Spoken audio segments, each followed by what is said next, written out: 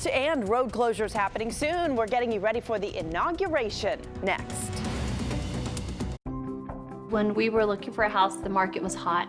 We were able to see listings on Redfin before other sites. You get the update instantly when there is a new listing. You could book a tour an hour from now. Time was of the essence. Selling and buying a home, our Redfin agent made that happen. We saved a lot of money too. Better service for a lower cost. We got the dream house for a good price. Redfin did a fantastic job. See new listings first and save thousands in commissions. Start your free search on redfin.com today. In just 3 hours' time, the first road closures take effect for Friday's historic inauguration. You can expect an influx of thousands, hundreds of thousands of people, and more security measures going into place. And one thing is for sure, navigating the district is about to get a lot tougher. Tim Barber joins us live with what you need to know when you head out tomorrow. Hi, Tim. Hello, there is a lot to know. 17th Street is right down there. This is Constitution right along here, and this is one of dozens and dozens and dozens of blocks that are going to be blocked off. And so one of the better ways to get around might be Metro, and so you have these signs here which direct you to the nearest Metro station. Tonight, inauguration security is growing, along with anticipation and animosity. We fight! We fight! We fight! These protesters marched to the Capitol building. They claim Donald Trump's election was not legitimate. They also believe he's dangerous. It takes a lot of bravery to stand against the federal government who has promised to do us serious harm. The protesters marched on Pennsylvania Avenue, the same spot President Trump is expected to walk after he's elected, a sight Daniel Holbrook and his 10-year-old daughter flew in to see all the way from Texas. We've been to D.C. many times, but this is the first time we've ever been to anything like this, so we're really looking forward to it. Miles of D.C.'s busiest streets will have limited access for cars, or they'll be blocked off. And to help, D.C. is getting an extra 6,200 National Guard personnel from 44 states. Our mission is truly to provide a presence to ensure a safe and secure transition of executive power. Each guard will be able to detain, but not arrest, and they will not be able to have sidearms.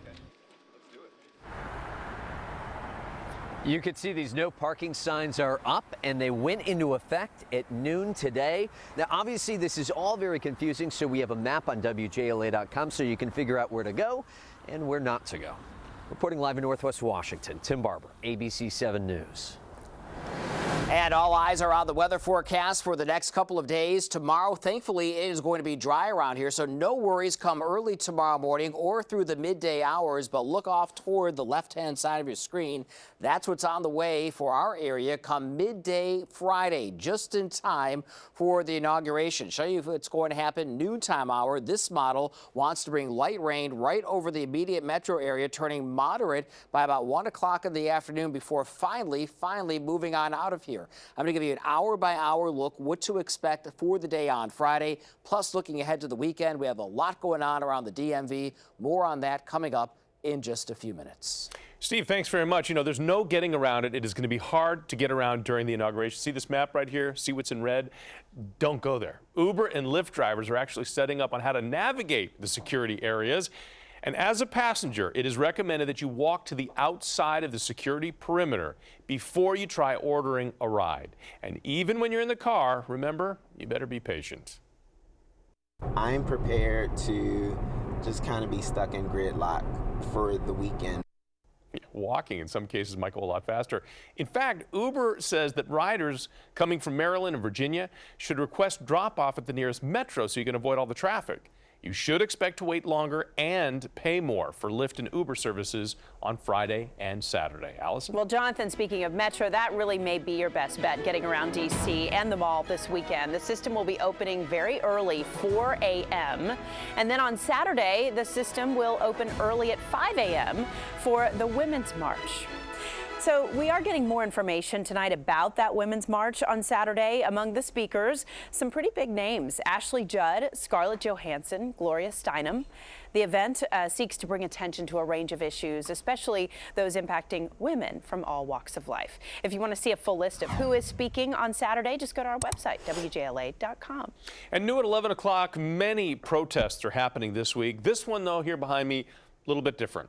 A group of LGBT advocates getting their message across by dancing And where they're dancing, that's the interesting part. They're by the home of Vice President-elect Mike Pence.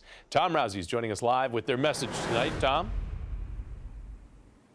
And interestingly, Mike Pence actually wasn't there. He left to go to an inaugural dinner before the protest began, and he came back tonight after it was over. But that didn't stop these protesters. They marched up Western Avenue here, and they turned here onto Mike Pence's street. But where that Secret Service car is, well, that's as far as they were able to go. Just dance.